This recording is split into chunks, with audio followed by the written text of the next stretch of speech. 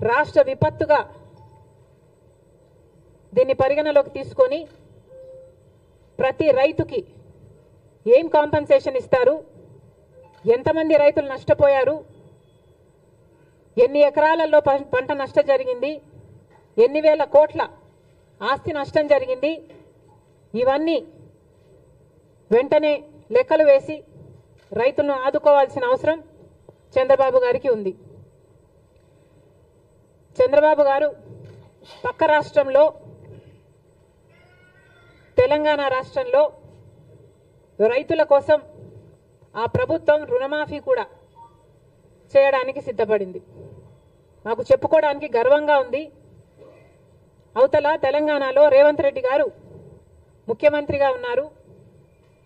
Congress party అధికారంలోకి వస్తే Congress party రైతులకి రుణమాఫీ చేస్తుంది అని రాహుల్ గాంధీ గారు మీటింగ్ పెట్టి మరి ఎన్నికల ముందు చెప్పడం జరిగింది. ఆ వాగ్దానాన్ని ఈరోజు రేవంత్ రెడ్డి గారు నిలబెట్టుకోవడం జరిగింది.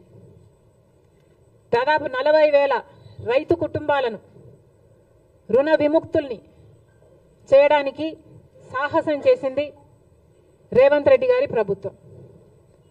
ఒకప్పుడు రాజశేఖర్ రెడ్డి గారు ముఖ్యమంత్రిగా ఉండగా సోనియా గాంధీ గారి నాయకత్వంలో, మన్మోహన్ సింగ్ గారి నాయకత్వంలో దేశం మొత్తం మీద రుణమాఫీ చేసిన ఘనత ఒక్క కాంగ్రెస్ పార్టీది మాత్రమే. మళ్ళీ ఈరోజు రాజశేఖర్ రెడ్డి గారు రుణమాఫీ చేసినట్టుగానే అవతల తెలుగు ప్రజలకు రేవంత్ రెడ్డి గారు మళ్ళీ రుణమాఫీ చేయ తలపెట్టారు.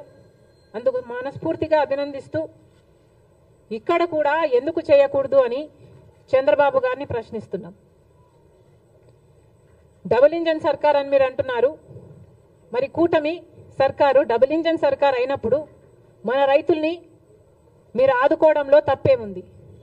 మీ మేనిఫెస్టోలో లేకపోయి ఉండొచ్చు రుణమాఫీ, కానీ మన రైతుల పరిస్థితి ఏమిటో ఒకసారి కళ్ళు తెరిచి చూడాల్సిన అవసరం ఉంది. నిజంగానే మన రైతులు చితికిపోయి ఉన్నారు. అప్పు లేని వాడు లప్పు లేని రైతు లేనే లేడు ఈరోజు ఆంధ్ర రాష్ట్రంలో. ఏ రైతుని అడిగినా లక్షలలో అప్పుంది. రైతు పర్ క్యాపిటా డెట్ ఆంధ్ర రాష్ట్రంలో దేశం అన్నిట్లో అందరికంటే ఎక్కువ ఉంది.